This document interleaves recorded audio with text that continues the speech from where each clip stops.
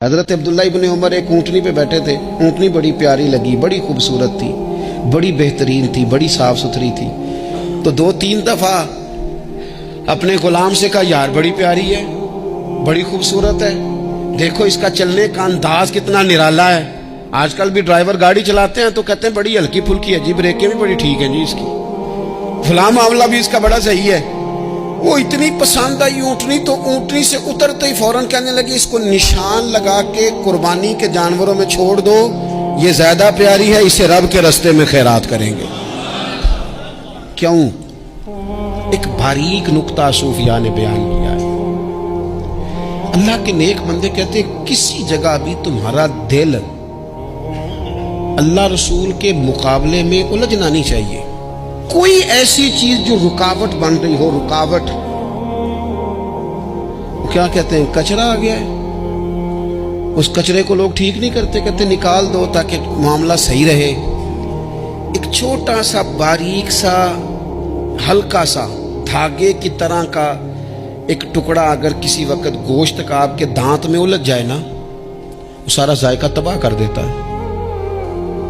لوگ مختلف چیزیں لے کے خلال کرتے ہیں دانتوں کا تاکہ وہ نکل جائے, کیونکہ ذرا سی بھی چیز اگر کسی جگہ رکاوٹ بن جائے نا, آپ بڑا بہترین کھانا کھا رہے تھے, زبردست غذا آپ کھا رہے تھے, ایک صرف اس میں نا ہلکا سا دانہ ایسا ہے جو سخت تھا, کچرا آ گیا, روڑا آ گیا, تو وہ سارے کھانے کا ذائقہ تباہ کر دیتا ہے. بعض لوگ ایسے ہوتے ہیں کہ ایک بال نکل آئے نا کبھی کھانے میں سے تو کھانا چھوڑ دیتے ہیں, کہتے ہیں یار یہ سارا ذائقہ خراب ہو گیا.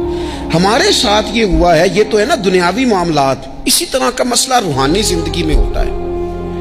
کئی دفعہ نا ہم ماننے کو تیار نہیں ہوتے, لیکن ہمارے اوپر دولت کی محبت پوری طرح سوار ہوتی ہے, وہ سجدے میں ذوق آنے نہیں دیتی. شہرت کی محبت پوری طرح سوار ہوتی ہے, وہ درود و سلام کا, ذکر کا, عبادت کا ذائقہ لگنے نہیں دیتی.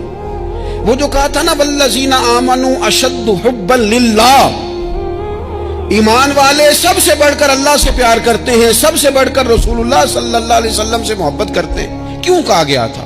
اس لیے کہ ان محبتوں کے مقابلے میں ذرا بھی کوئی اور محبت آتی ہے, روحانی ذائقہ خراب کر دیتی ہے. ہمارا دل نہیں لگتا, ہم بور ہوتے ہیں, ہم پریشان ہوتے ہیں. مسئلہ یہ ہے کہ جس دل میں صرف رب رسول کو ہونا چاہیے تھا, وہاں شہرت آ گئی ہے, شہرت کی محبت آ گئی ہے, دکھاوا آ گیا ہے, مال آ گیا ہے, کئی قسم کے ہم نے بت معاذ اللہ اکٹھے کر لیے, اور پھر وہ ساری کیف مستی آئے. یہ کیسے ہو سکتا ہے؟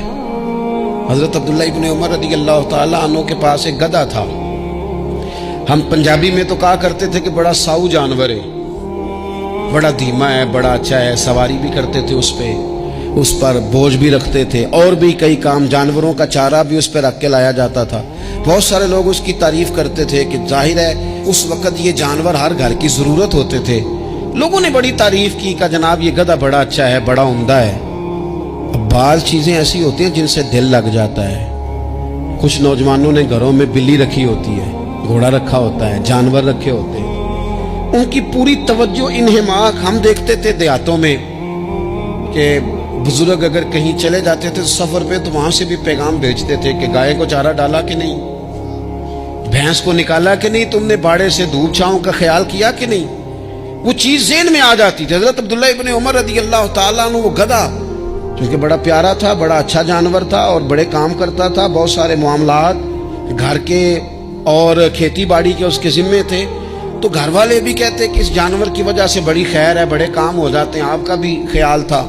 حضرت عبداللہ ابن عمر ایک دن گھوڑے سے نیچے اترے یا اس گدھے سے نیچے اترے تو خادم کو بلا کے کہنے لگے اسے لے جاؤ اور بیچ کے پیسے اللہ کے رستے میں خیرات کر دو. اب وہ خادم کا بھی اس سے دل لگ گیا تھا, جانور گھر میں ہوتا ہے, دلچسپی ہو جاتی ہے. کہنے لگا حضور وہ سارا محلہ تو اس کی تعریف کرتا ہے, سارے خاندان والے تو اس جانور سے دلچسپی رکھتے ہیں, اور آپ بیچ رہے ہیں. آپ فرمانے لگے جس طرح سب کا دل اس کی طرف ہے نا کہ اچھا جانور ہے, میرا بھی ہو گیا ہے, لیکن میں اپنے دل کو سوائے رب رسول کے کسی اور طرف ہوتا دیکھ نہیں سکتا. اعظم بلا سے اپنی وہ ہستی ہی کیوں نہ ہو, اعظم بلا سے اپنی وہ ہستی ہی کیوں نہ ہو, جو چیز اس کی راہ میں حائل ہو پھونک دو, جلا دو ایسی ساری چیزیں جو ان کے راستے میں آتی.